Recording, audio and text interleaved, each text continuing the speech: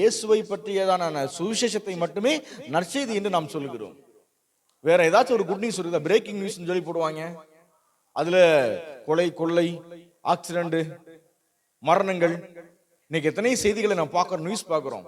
ஆனால் நற்செய்தி என்பது கிறிஸ்துவனுடைய பிறப்பு தான் நற்செய்தி. கிறிஸ்து எனக்காக வந்ததான் நற்செய்தி. கிறிஸ்து எனக்காக மரித்தார்கள், அதுதான் நற்செய்தி. கிறிஸ்து எனக்காக உயிர்த்தார் இல்லையா, அதுதான் நற்செய்தி. கிறிஸ்து இன்னும் எனக்குள்ள வாழ்றார் இல்லையா, இதுதான் நற்செய்தி. நமக்கும் நம்மளை சுற்றில் இருக்கிறதா நம்முடைய சொந்தங்கள், பந்தங்கள், உறவினர்கள், நண்பர்கள், யார் வேணாலும் இருக்கலாங்க. எல்லா ஜனத்துக்கும் ஒரு மிகுந்த சந்தோஷத்தை உண்டாக்குகிற ஒரு நற்செய்தி இருக்கும் என்று சொன்னால், உங்களுக்காகவும் உங்களுடைய பாவங்களுக்காகவும் உங்களுடைய சாமங்களுக்காகவும் கிறிஸ்து இயேசு மரித்தார் இல்லையா, இதுதான் பெரிய சந்தோஷம். இயேசு கிறிஸ்து பிறந்தது தேவனுக்கு மகிமையும் பூமியிலே சமாதானமும் மனுஷர் மேல் பிரியமும் உண்டானது. எல்லாரும் சொல்றாங்க இயேசு கிறிஸ்து பிறந்து என்ன பண்றாரு, மதத்தை மாத்திட்டாரு. இயேசு கிறிஸ்து பிறந்ததுனால பரலோக ராஜ்யத்துக்கு ஒரு சந்தோஷம் உண்டாச்சு.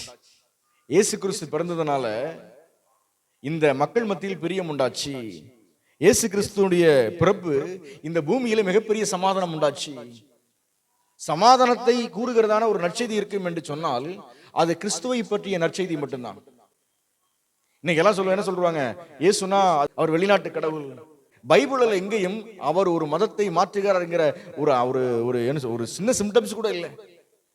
இயேசு கிறிஸ்து பிறந்தது இந்த மக்கள் பிரியமில்லாத மனிதர்கள், அன்பில்லாத மனிதர்கள், இங்கே உயர்ந்தவன் தாழ்ந்தவன் என்கிற போட்டி பொறாமைகள், இங்க அடிமைத்தனம், சாபங்கள், பிசாசினுடைய பிடியில் சிக்கி ஜீவகாலமெல்லாம் மரண பயத்திற்கு அடிமைப்பட்டிருந்தாங்க. அவங்களை விடுதலை பண்ணும்படிக்கு இயேசு கிறிஸ்து இந்த பூமிக்கு வந்தார். வசனம் சொல்லுது, அவர் இந்த பூமியில வரும் பொழுது தேவனுக்கு பரலோக ராஜ்யத்தில் மிகப்பெரிய மகிமை உண்டாச்சா. இங்க பூமியில மிகப்பெரிய சமாதானம் உண்டாச்சு. இயேசு கிறிஸ்து சமாதானத்தை உண்டு பண்ணினார் என்கிற யாரெல்லாம் நம்புறாங்களோ அவங்க வாழ்க்கையில சமாதானம் உண்டாகும். அதான் ஏசாயா 53 சொல்லும், என் வாழ்க்கையில் சமாதானம் உண்டு பண்ணுகிற தண்டனையும் அவர் மேல் விழுந்தது.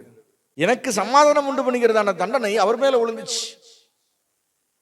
அவர் அவருடைய பிறப்பு எவ்வளவு முக்கியத்துவம் வாய்ந்ததோ அவருடைய மரணமும் முக்கியத்துவம் வாய்ந்தது. அவருடைய மரணம் எவ்வளவு முக்கியத்துவம் வாய்ந்ததோ அதே போல அவருடைய உயிர்த்தெழுதல் முக்கியத்துவம் வாய்ந்தது. அவருடைய பிறப்பை நம்ம எவ்வளவு நம்புகிறோமோ மரணத்தை நம்ப வேண்டும். அவருடைய மரணத்தை நம்ம எவ்வளவு நம்புகிறோமோ அதை விட அவருடைய உயிர்த்தெழுதலை நம்ப வேண்டும். ஆக மொத்தம் நாம் கிறிஸ்துவை ஒரு முழுமையாக நம்பிவிட வேண்டும்.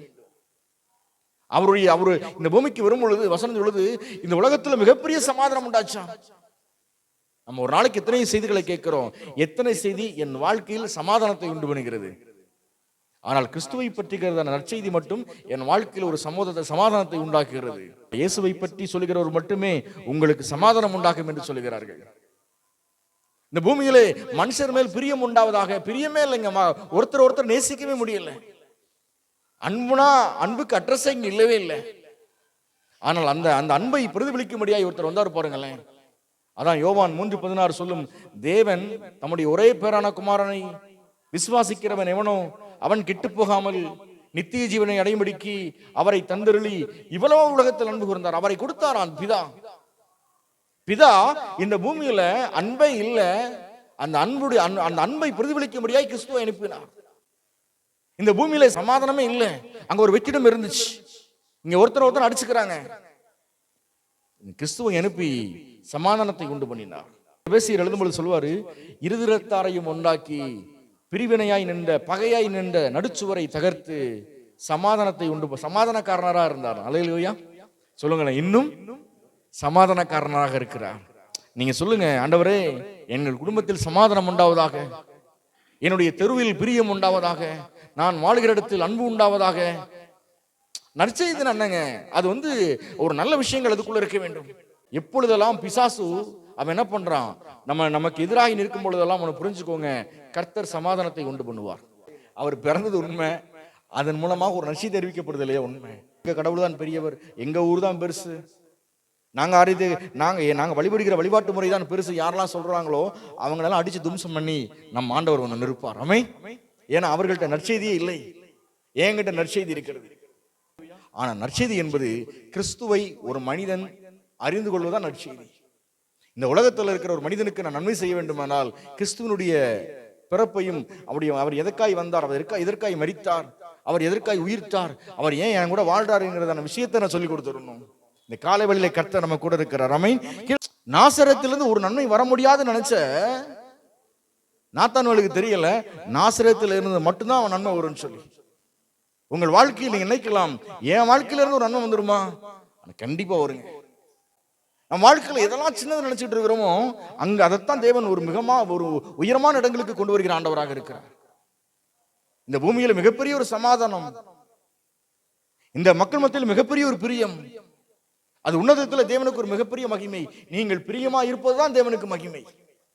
நீங்கள் சமாதானமா இருப்பதுதான் தேவனுக்கு மகிமை. நீங்கள் அவரை புரிந்து கொள்வதுதான் தேவனுக்கு மகிமை. கடவுள் எப்போ சந்தோஷப்படுவாரு? நான் நல்லா இருந்தா எப்படி என் அப்பா அம்மா சந்தோஷப்படுவாரோ அதே போல நான் நல்லா இருந்தா என் ஆண்டவர் சந்தோஷப்படுவார். நீங்க நல்லா இருந்தா மட்டும்தான் கர்த்தர் சந்தோஷப்படுவார். நீங்கள் ஒருவேளை இந்த இயேசுவை ஏற்றுக்கொண்ட பிறகு அநேக மனிதர்கள் வியாதியிலும் தரித்திரத்திலும் கஷ்டத்திலும் வாழ்ந்துட்டே இருந்தாங்கன்னா, ஏன்னா அவங்க கடவுளை சரியா புரிஞ்சுக்கவே இல்லை. கடவுளை சரியா புரிஞ்சுக்கவே இல்லை. ஆனா புரிந்து கொண்டவர்களுக்கு அது மிகப்பெரிய சமாதானமாய் மாறுகிறது. சொல்லுங்க, புரிந்து கொண்ட எனக்கு சமாதானமாக மாறுகிறது. அப்ப வசனம் சொல்லுது, இந்த மனுஷன் மத்தியில் ஒரு மிகப்பெரிய பிரியம் உண்டாச்சா.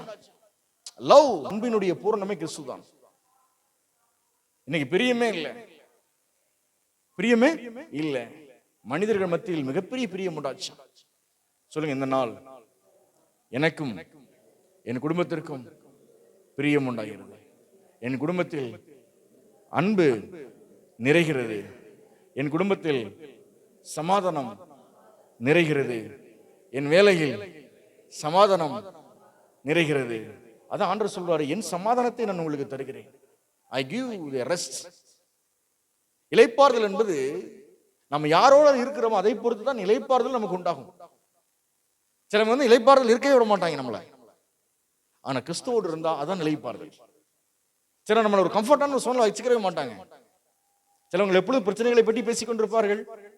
சிலவங்க எப்பொழுதும் சண்டை போட்டு இருப்பாங்க. ஆனால் கிறிஸ்துவோடு இருப்பதுதான் இளைப்பாறுதல். I give you rest, I give you love, I give you grace, I give you favor.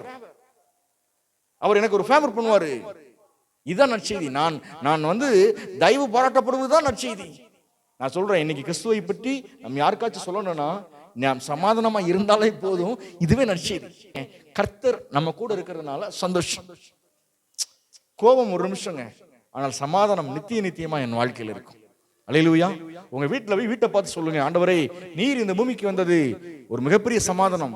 என் குடும்பத்தில் சமாதானம் எங்கு உண்டாவதாக, எங்க வீட்டில் எல்லாருக்குள்ளேயும் அன்பு நிறைந்திருப்பதாக, ஒரு பிரியம் உண்டாவதாக, தேவனுக்கு மகிமை உண்டாவதாக.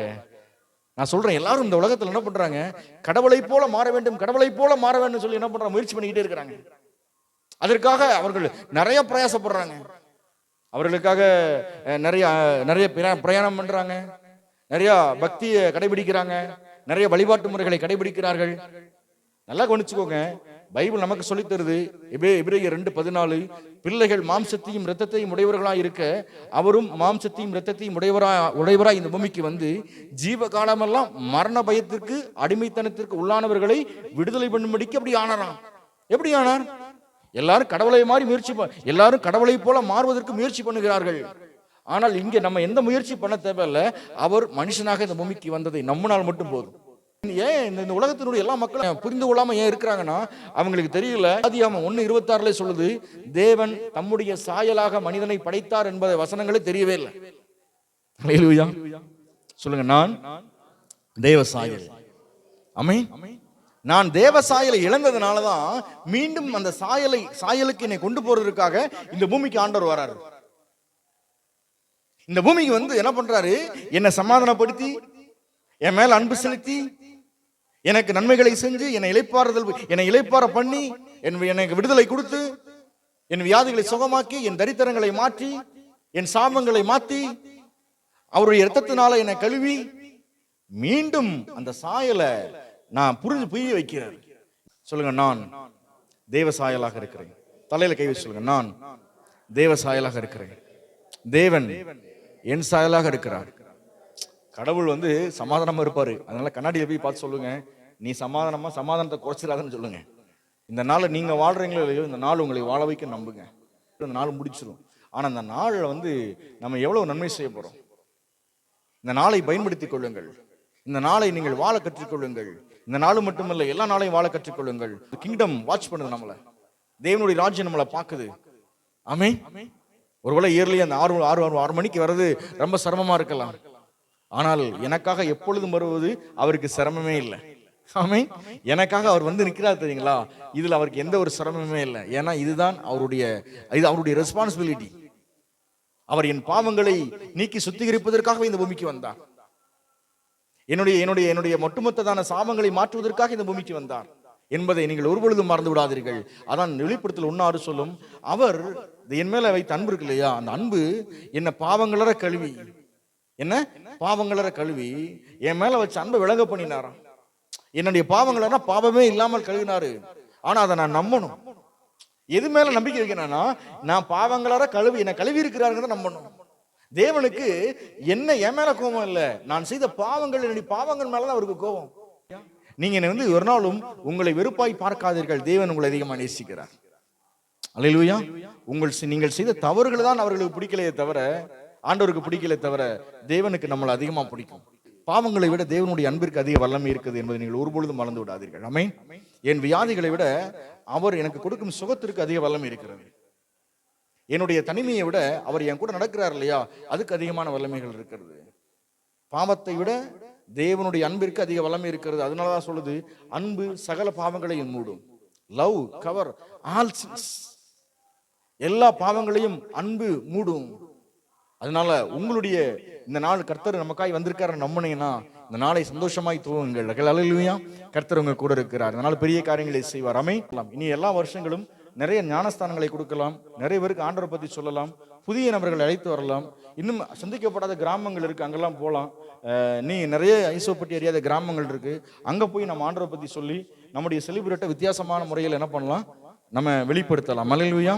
ஸோ மக்கள் மத்தியில் பிரியம் உண்டாச்சுன்னா, அந்த மக்கள் மத்தியில் பிரியம் உண்டாவதற்காக நம்ம ஒரு காரியத்தை செய்யலாம். ஆமென். இந்த பூமியில சமாதானம் உண்டாச்சுன்னா, அந்த சமாதானம் உண்டாக்குவதற்கு வழிகளை நம்ம செய்யலாம். தேவனுக்கு எது மகிமையை கண்டுபிடிச்சு நம்ம அதை செய்யலாம். ஏன்னா வசனம் சொல்லுது, சில ரதங்களை குறித்தும் குதிரைகளை குறித்தும் மேன்மை பாராட்டுகிறார்கள், நாங்களோ எங்கள் சேனைகளின் கர்த்தராகிய தேவனுடைய நாமத்தை குறித்து மேன்மை பாராட்டுகிறோம் என்று தாவீது சங்கீதம் 20 சொல்லுவார். ஆமென். இந்த காலவேளையில் நம்முடைய மேன்மைகள் அவருடைய நாமமா இருக்கட்டும். இயேசு என்கிறவர் என் பாவங்களை நீக்கினவர், கிறிஸ்து என்பவர் அபிஷேகம் பண்ணப்பட்டவர் நம்ம கூட இருக்கிறார். இந்த நாளை சந்தோஷமாக துவங்க. இந்த நாளை கர்த்தர் மிகப்பெரிய ஒரு காரியங்களை நம்ம வாழ்க்கையில் ஆண்டவர் செய்வார்.